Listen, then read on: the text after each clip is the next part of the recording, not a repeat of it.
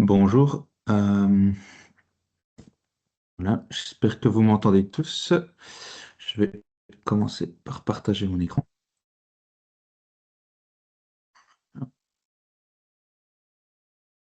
Alors, bonjour à tous et bienvenue dans cette session Hocus Pocus du 22 mai où nous allons vous expliquer un peu ce qui va changer au niveau des partages externes avec SharePoint et OneDrive.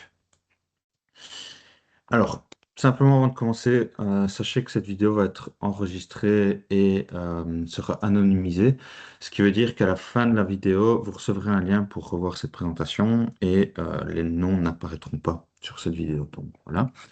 Je vais passer pendant une vingtaine de minutes à vous expliquer ce qui va changer, vous faire une petite démo d'une solution de partage externe qui pourrait être intéressante dans vos fonctionnalités futures. Et ensuite, on passera à une petite session de questions-réponses si vous en avez. Alors, pour commencer, qu'est-ce qui va changer au niveau des partages externes avec SharePoint et ou OneDrive? Alors, si on regarde actuellement, jusqu'à encore quelques semaines, on pouvait faire des partages en externe OTP, donc le One Time Password. Ça correspondait à quoi? En fait, on partageait un lien, un fichier avec une personne externe, et cette personne recevait un lien, elle pouvait cliquer dessus, et elle devait en général elle recevait un deuxième email avec un code. Elle pouvait simplement entrer le code d'accès et elle avait accès aux documents, aux folders, toute la librairie SharePoint. Ça, c'était ce qui se passait avant. Ça veut dire que les liens étaient anonymes et ce lien-là pouvait même être redistribué à une autre personne et toutes les personnes qui recevaient le lien pouvaient, entre guillemets, accéder aux documents. Ce qui va se passer à partir de maintenant, ces liens-là ne fonctionneront plus car Microsoft va forcer à ce qu'un utilisateur guest soit créé dans le tenant Office 365 avant de pouvoir accéder aux documents. Ce qui veut dire que quand un utilisateur interne va vouloir partager quelque chose avec l'externe, en fait, il va inviter une personne et cette personne va être invitée à créer un utilisateur guest dans le tenant de la société. Alors, cet utilisateur guest va être créé de façon automatique pour le moment. Donc, je vais vous montrer un petit peu comment ça fonctionne.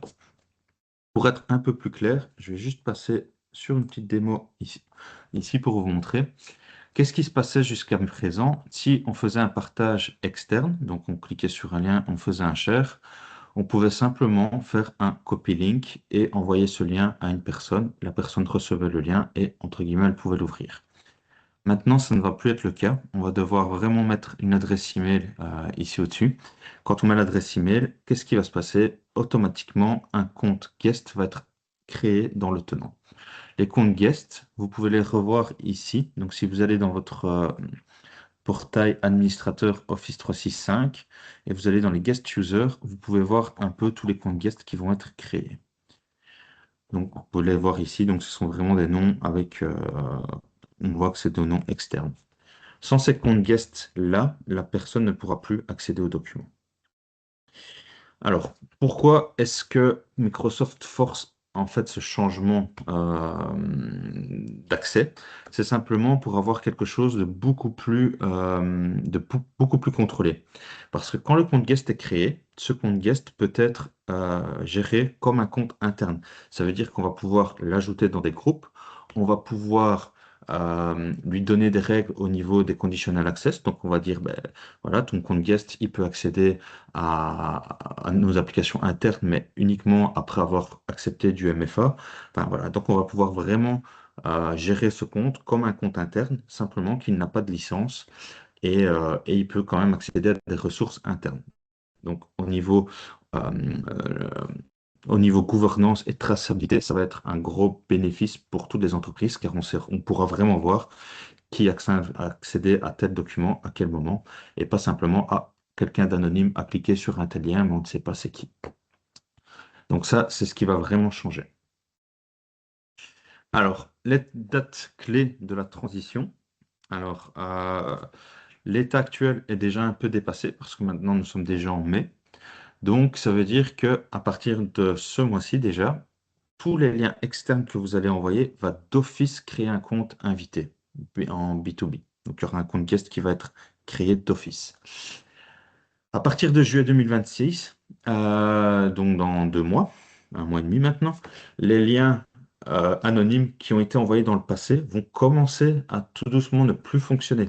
C'est-à-dire que si vous avez partagé des documents avec un lien anonyme dans le passé, à partir de juillet, ces liens-là, quand les personnes vont cliquer dessus, ça va être bloqué et ils vont recevoir un access denied.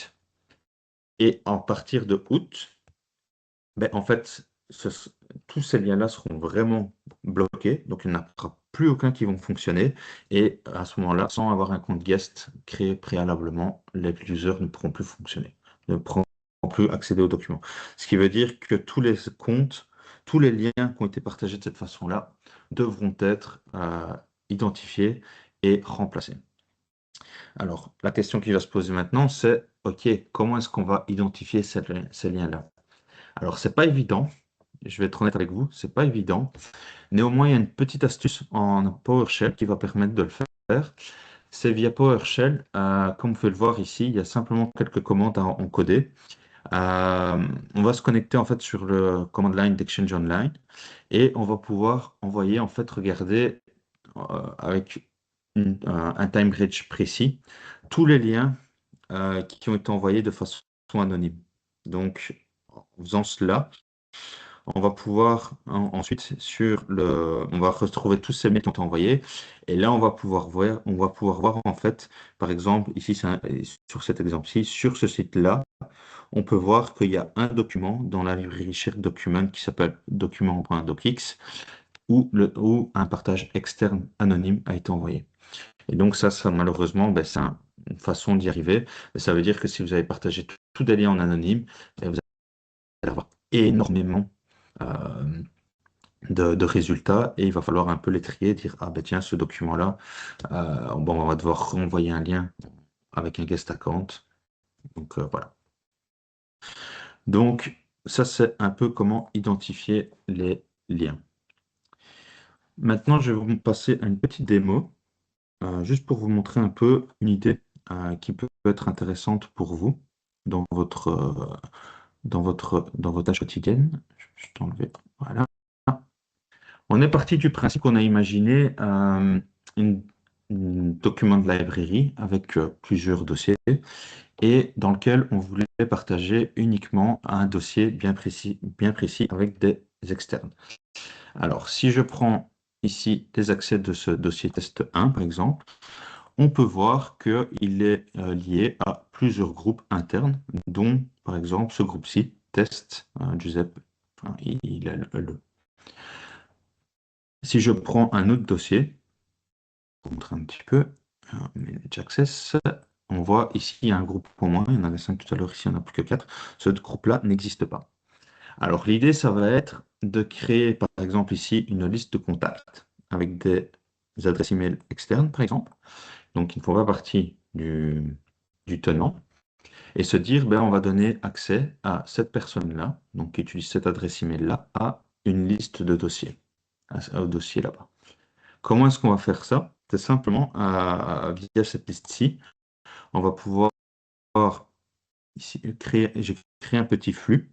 Je vais vous montrer tout de suite un peu à quoi ça peut ressembler. Avant de le faire, je vais juste vous montrer au niveau des guest access. On va partir du principe qu'on va donner accès à ce compte-là qui est un compte externe qui n'a absolument pas de compte Microsoft. Si je viens dans mes guest access ici et que je cherche ce compte, par exemple, voilà, on voit il n'existe pas. Ce que je vais faire, donc c'est via ma librairie, je vais éditer ici et je vais simplement lui dire, OK, on va lancer un partage. Je vais partager. Vous voyez une petite checkbox qui démarre. Et cette manipulation va avoir pour objectif de démarrer un flux qui est ici. Je vais juste attendre, voir s'il démarre bien. Ça prend toujours quelques petites minutes avant le démarrage.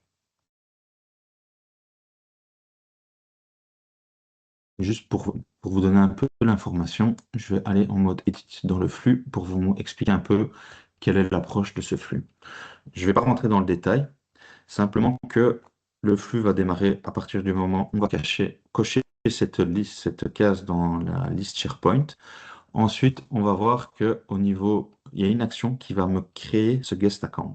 Il va me le créer. Enfin, je ne vais pas vous expliquer exactement comment ça se passe d'un point de vue technique, mais il va créer ce guest account avec les informations contenues dans ma liste.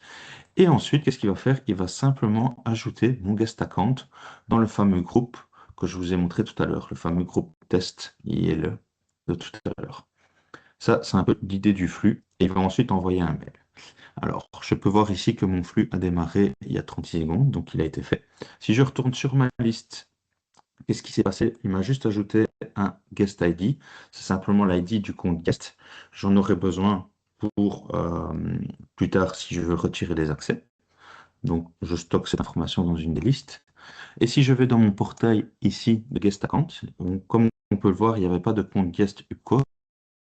Si je fais un refresh, on voit que mon compte UBCO DHP a été créé avec, on peut voir l'adresse email, enfin voilà, c'est code DHP, Gmail, enfin, externe et ainsi de suite. Et si je fais un refresh, ça prend toujours un petit peu de temps. Pas encore été ajouté au groupe. Enfin voilà, je fais un refresh et on voit mon utilisateur a été ajouté au groupe test Giuseppe IL Security. Ce qui veut dire qu'en fait, ce compte guest maintenant a accès à ma librairie SharePoint. Alors, comment il va y accéder? Simplement que dans mon flux, je vais changer d'écran.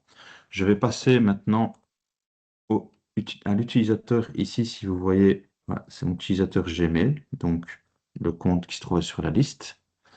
Il a reçu un mail à l'instant, donc c'était aujourd'hui à 10h10, donc il y a 2 minutes, qui dit simplement, ben voilà, vous avez un accès à la librairie SharePoint.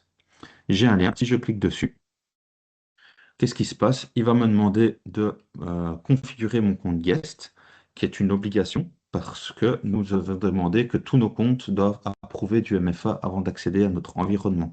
Ça, c'est une grande plus-value plutôt que les comptes anonymes parce que là, on va pouvoir savoir, ah ben tiens, c'est le compte ubco.dhp@gmail.com qui a accédé au document à un tel moment et il a effectivement approuvé le MFA. S'il ne l'a pas fait, ben, il ne pouvait pas accepter.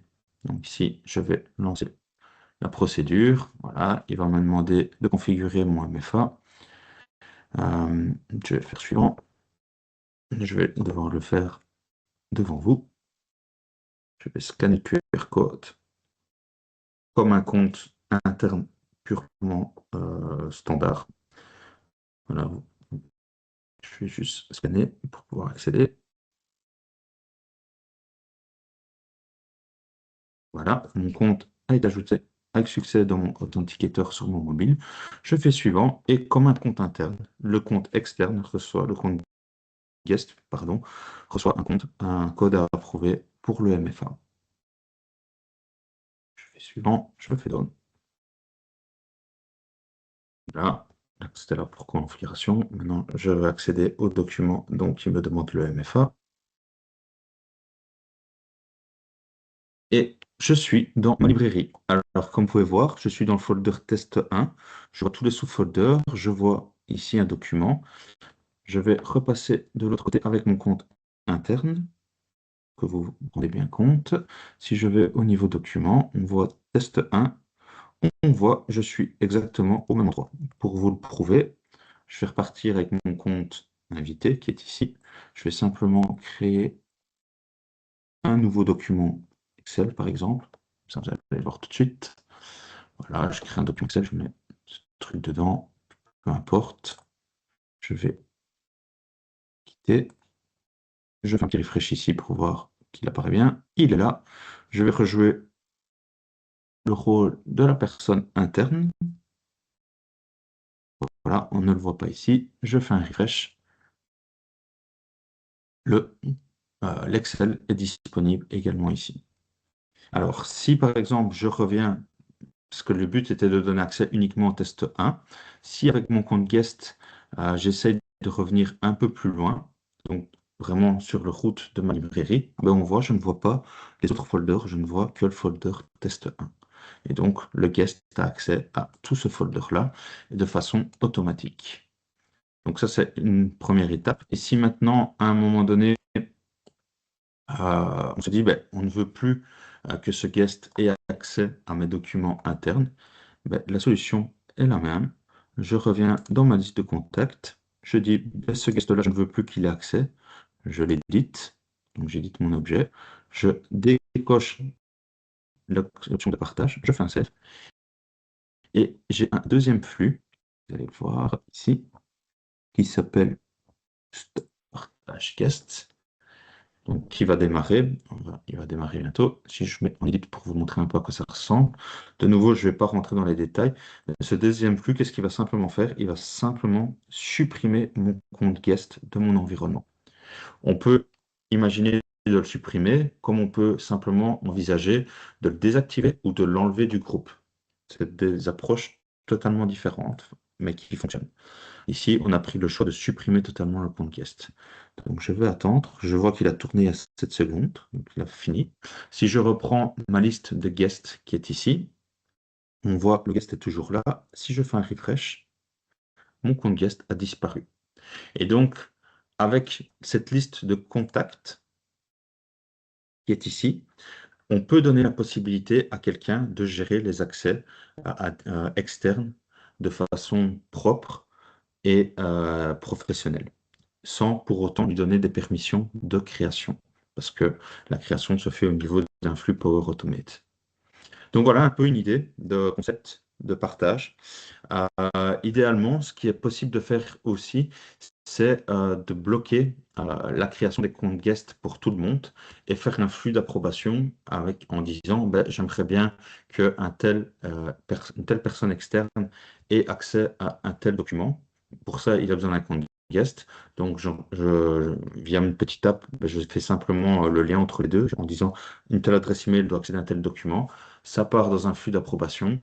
Quand une personne approuve, que ce soit quelqu'un de l'IT, quelqu'un du comité de direction, enfin peu importe, quelqu'un qui a la responsabilité d'approuver ce partage externe dit OK, j'approuve, on peut imaginer que le flux que je viens de montrer là s'applique également, qui va créer le contexte et qui va donner les permissions à l'endroit demandé par la personne.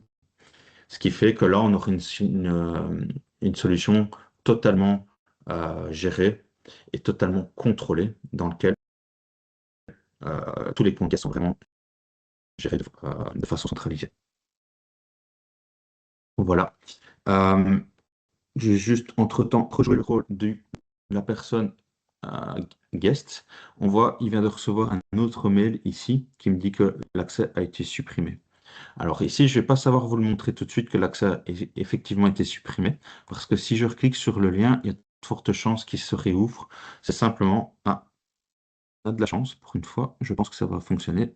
Si je clique là, voilà, il me dit que je n'ai plus accès au document, parce qu'en fait, je n'ai plus de compte, je n'ai plus de compte sur ce tenant, je n'ai plus de compte guest.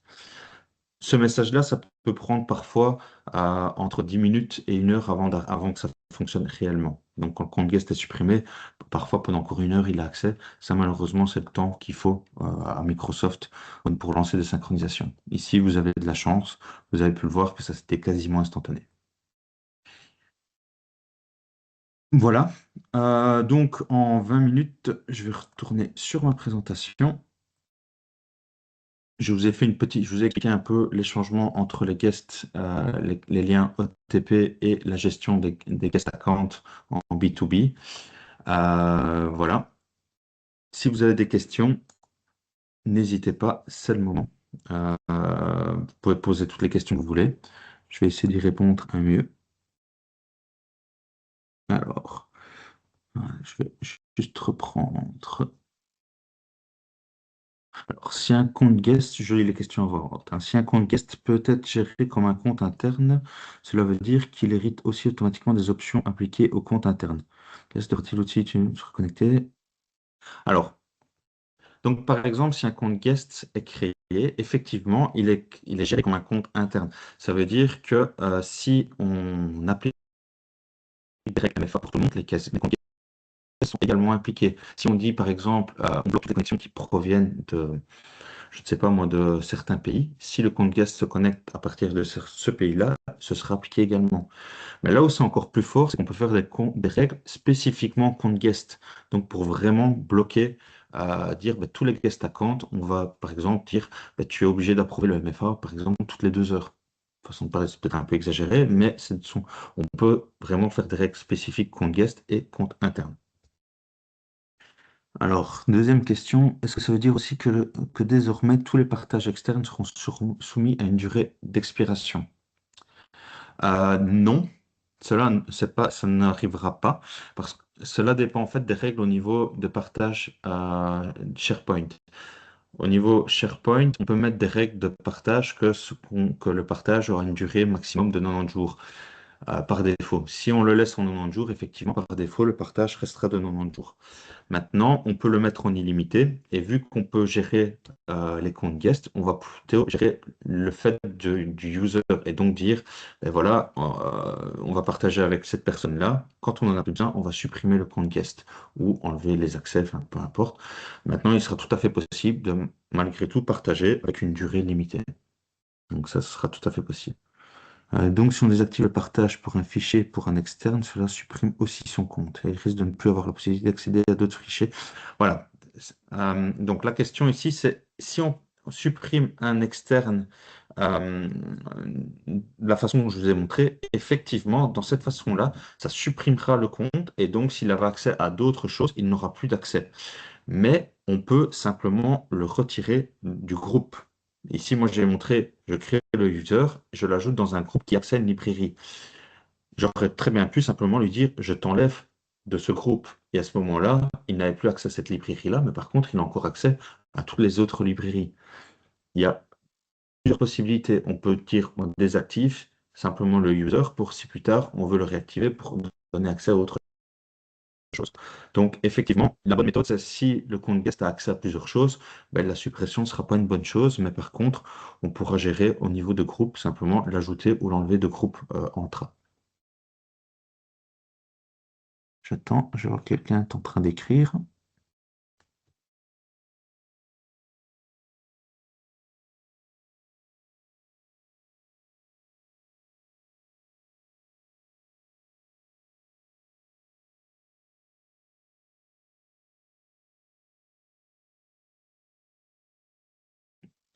Alors, est-ce que tous les liens anonymes sont concernés, y compris sans OTP si le tenant l'accepte? Oui, effectivement, tous les liens qui ont été envoyés de façon anonyme, avec ou sans OTP, sont impactés par cette procédure. Ça veut dire que tous les liens que vous avez envoyés dans le passé, à partir de août au plus tard, vous êtes certain que ça ne fonctionneront plus. Donc, d'où l'intérêt d'anticiper un peu ce changement et regarder si vos partages externes doivent encore être en partage externe et si oui, ben à ce moment-là, l'envoyer aux bonnes personnes. Ce qui est sûr, c'est que c'est terminé le fait de créer un lien et l'envoyer à plusieurs personnes, ce même lien à plusieurs personnes, cela ne fonctionnera plus du tout.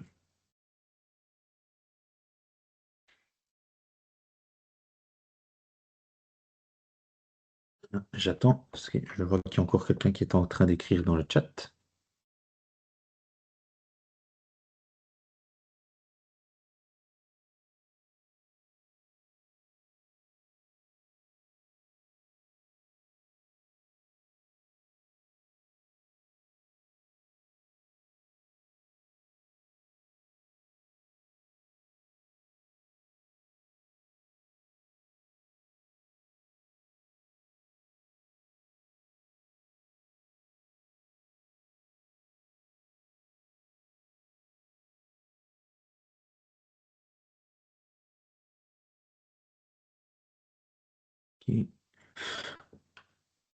Alors, j'attends. Enfin, n'hésitez pas à poser vos questions. Je vois que quelqu'un est en train d'écrire. Donc, si d'autres personnes sont en train de penser à une question, ben, qu'ils n'hésitent pas à l'écrire.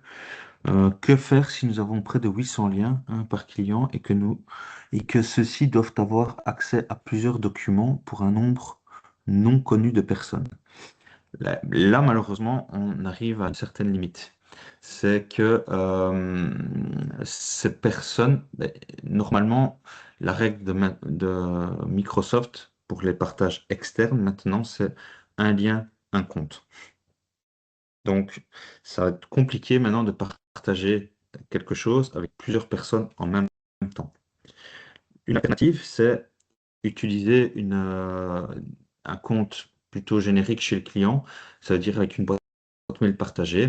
Là, il y a une possibilité en fait d'inviter la boîte mail partagée et il faut que toutes les personnes qui se connectent puissent accéder à cette boîte mail partagée. L'inconvénient qu'il va y avoir, c'est que si on met du MFA derrière, quand quelqu'un va vouloir se connecter et qu'il va devoir configurer le MFA sur son smartphone, ainsi de suite, mais si plusieurs comptes utilisent le même compte, ça veut dire que toutes ces personnes-là vont devoir configurer le MFA aussi pour se connecter à votre environnement. Et quand quelqu'un va se connecter, ben, toutes les personnes, entre guillemets, vont recevoir la demande de connexion via MFA. Alors, je n'ai pas compris pourquoi il sera difficile de partager à plusieurs comptes en même temps. Alors, partager à plusieurs comptes en même temps, c'est pas un problème. Ce qui va être problématique, ça va être de partager un lien à plusieurs personnes. Donc, ce même lien à plusieurs personnes. Cela ne fonctionnera pas parce que ça va être vraiment l'idée, un lien, une personne. Après, voilà, on pourra effectivement envoyer plusieurs liens à plusieurs personnes en même temps. Ça, c'est pas un problème. Donc, si on spécifie 4 liens vers test 1, test 3, test 4, test 5 à 3 personnes externes, il y aura 12 partages. Effectivement, il y aura 12 partages dans ce cas-là. Maintenant, si on veut partager la librairie entière, on peut partager vraiment au niveau du root. On n'est pas obligé de partager chaque dossier. On peut dire ben, toute la librairie va partager à 3 personnes. Et dans ce cas-là, ce sera 3 liens de partage qui devront être appliqués et pas un lien par chaque dossier. Ici, c'était un exemple uniquement pour montrer que c'était au niveau de un folder, mais on aurait pu prendre tous les folders et partager tous les folders en une fois en externe. OK. Et donc, si la personne a le droit de modifier le fichier, elle ne pourra pas elle-même partager le fichier à quelqu'un d'autre, comme c'est le cas actuellement.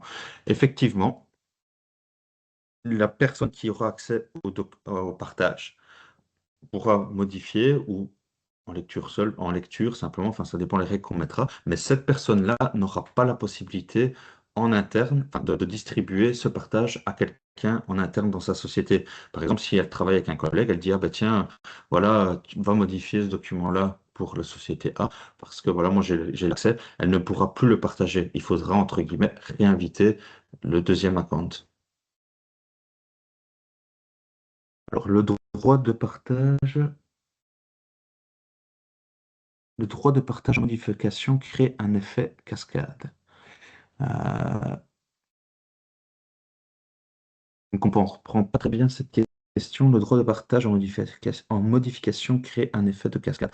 Euh, vous voulez simplement, ce qui- vous voulez simplement dire que quand on partage un document avec de l'externe, plusieurs personnes de la même société veulent modifier le même document. Je suppose que c'est ça peut-être que vous voulez parler.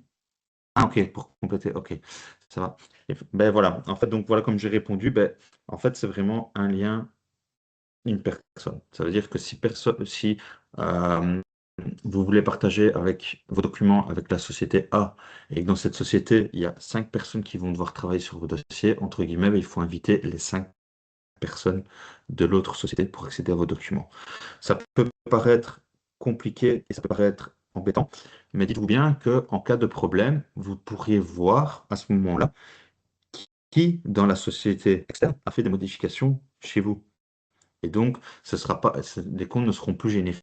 Et donc, vous pouvez vraiment dire, ah ben on voit que c'est une telle personne en fait qui a effacé des choses qu'il n'aurait pas dû faire, par exemple. Donc, d'un point de vue gouvernance, ça a énormément de sens et d'un point de vue sécurité aussi.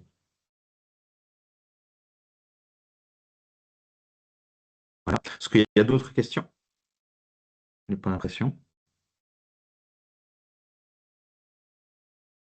Ah, voilà, je vois que c'est en train d'écrire de nouveau dans le chat. Ok. Alors, le temps que la dernière question arrive, euh, ma collègue Marlise a envoyé une petite enquête par rapport à cette présentation. Donc voilà, je vous laisse l'opportunité d'y répondre. Voilà, entre-temps, d'autres questions sont arrivées. Est-ce qu'un utilisateur externe a la possibilité de voir tous les liens de partage en un seul endroit? Alors, l'utilisateur externe, en fait, comme il a un compte local, local, il y a moyen de lui créer un petit dashboard, en fait, dans lequel il peut voir tous les accès qu'il peut avoir. Par exemple, s'il va sur Office 365, le portail entre guillemets général, comme tous les users peuvent voir, à cet endroit-là, ils pourront voir tous les accès qu'ils auront. Donc voilà, donc ils peuvent partir du lien, mais ils peuvent partir de la console centrale Office 365. Est-ce qu'un utilisateur externe a possibilité de voir tous les liens, nanana, ce serait tellement bien. Comment créer ce dashboard? Alors, ce dashboard-là, comme je l'ai dit, via la page d'accueil d'Office 365, il pourra en fait voir tous les accès qu'il a comme un utilisateur standard. Donc, s'il connecte, il va par exemple sur SharePoint, il va voir tous les accès SharePoint qu'il pourrait avoir. Mais il y a moyen d'aller un peu plus loin et de créer vraiment une page dédiée pour cela. Ça, malheureusement, je ne pourrais pas vous le montrer maintenant, mais ce sont des points qu'on pourrait aborder plus tard, ou si vous le souhaitez. N'hésitez pas à remplir le formulaire pour qu'on reprenne contact avec vous et on pourra aller un peu plus loin dans cette discussion-là et voir exactement quelles sont vos attentes et qu'est-ce qu'on peut faire pour vous aider à ce niveau-là. Je vois qu'il y a encore quelqu'un qui est en train d'écrire, donc on va attendre. On peut faire les deux. Donc, au niveau SharePoint, comme c'est un utilisateur externe, en fait, un guest account qui est comme un compte guest, quand il va se connecter sur SharePoint, sur la page entre guillemets générale SharePoint, il va voir de base tous les SharePoint auxquels il a accès, comme un utilisateur standard. Maintenant, si on trouve que cette config n'est pas très belle, via Power Apps, effectivement, il y a toujours moyen de créer quelque chose de plus beau, de plus convivial, qu'on peut partager avec de l'externe, par exemple.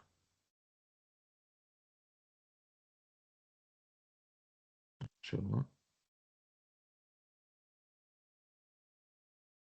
Alors, comme demandé par Olivier, existe-t-il encore une solution qui permet un partage anonyme alternatif? Non, ça n'existera plus. Dans le sens où dès qu'il y a une connexion qui se fera, ce sera monitoré dans Entra et on saura voir qui a accédé à cet endroit-là.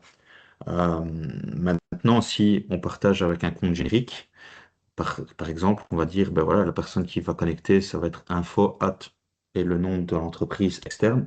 Ben, effectivement, on va voir que c'est info, que c'est le compte info, guest info de cette société-là qui s'est connecté. Qui est derrière ce compte info?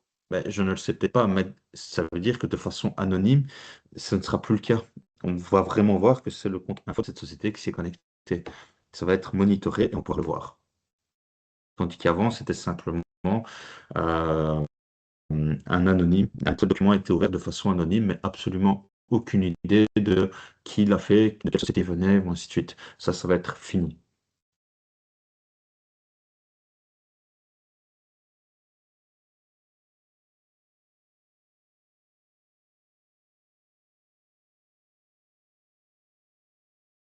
Est-ce que notre service informatique peut obliger à passer par lui pour créer des comptes guest et empêcher donc le partage externe tant que le compte guest n'a pas été créé en amont et donc désactiver ce processus automatiquement dont vous avez parlé? Effectivement, moi, c'est quelque chose que je conseille. En fait, de base, bloquer le fait que tout le monde puisse créer des partages externes et donc créer un compte guest. Parce qu'actuellement, mais à partir de ce mois-ci, quand on crée un partage externe, il y a d'office un compte guest qui est créé en arrière-plan, de façon automatique. C'est transparent, ça ne se voit quasiment pas, mais c'est ce qui se passe depuis maintenant quelques semaines. Moi, ce que je conseille, c'est de enlever cette possibilité-là et simplement de pouvoir partager avec des comptes guest qui sont déjà existants dans le tenant et mettre un flux en fait d'approbation qui va dire ben moi j'ai besoin de partager un tel document avec une telle société. Il y a le flux qui démarre et une fois que c'est approuvé par une personne compétente, ben, ce compte guest est créé dans l'environnement et puis ben, ce compte guest peut être utilisé pour du partage externe ou dans le flux on peut dire ben, ce compte guest est créé et directement est donné en termes de partage sur ce dossier A, B, C, SharePoint, tout le SharePoint en entier. Enfin voilà, on peut vraiment automatiser tout ça. Mais effectivement, moi je conseille, c'est de bloquer la création des guest accounts pour l'ensemble des employés pour que ça reste quelque chose de gérable au sein de l'entreprise. Alors, dans un cas de plusieurs départements, est-il possible de créer un guest qui ne serait visible que pour une partie de la société? Ça, malheureusement, à l'heure actuelle, ce n'est pas possible parce que le compte guest, c'est un compte qui est, c'est c'est un compte qui est considéré comme local en fait, au tenant. Ça veut dire que quand on va commencer à taper pour rechercher en fait les comptes disponibles, tous les comptes guest vont être disponibles dans la liste. Donc c'est pour ça que ça peut être intéressant d'en fait utiliser un flux qui va créer le compte guest, donner les permissions ou simplement donner les permissions si le compte guest existe déjà. Donc il y a plein de possibilités d'automatisation, mais le but est d'essayer de limiter ce que les end-users puissent faire pour éviter qu'il y ait des partages avec l'externe de gauche à droite. Dans le calendrier, il y a juillet avec Access Denied. Ça veut dire que tes fichiers ne seront plus accessibles dès le 1er juillet. Alors, dans ce que je vous ai montré, effectivement, à partir de juillet, ils vont commencer à bloquer les liens anonymes. Il n'y a pas de date de quand ils vont commencer, c'est à partir de juillet. On ne sait pas vraiment quand ça va démarrer, mais ça veut dire qu'à partir du 1er juillet, effectivement, tous les liens anonymes peuvent potentiellement ne plus être accessibles. Mais c'est possible que, par exemple, si vous avez plusieurs liens anonymes, le 1er juillet, il y en a certains qui ne fonctionnent plus et d'autres qui vont continuer à fonctionner. Et ils vont peut-être continuer à fonctionner jusqu'au 10 juillet, 11 juillet, 13 juillet, ça on ne sait pas. Ça, ils vont vraiment le faire de façon progressive. Mais ce qui est sûr, c'est qu'à partir de août, là non plus, il n'y a pas vraiment de jour communiqué par Microsoft. Donc, on peut considérer à partir du 1er août, pour garder une petite sécurité, qu'à partir du 1er août, tous les liens, peu importe où ils se trouvent, tous les liens anonymes seront bloqués. Donc voilà. Dans le compte guest,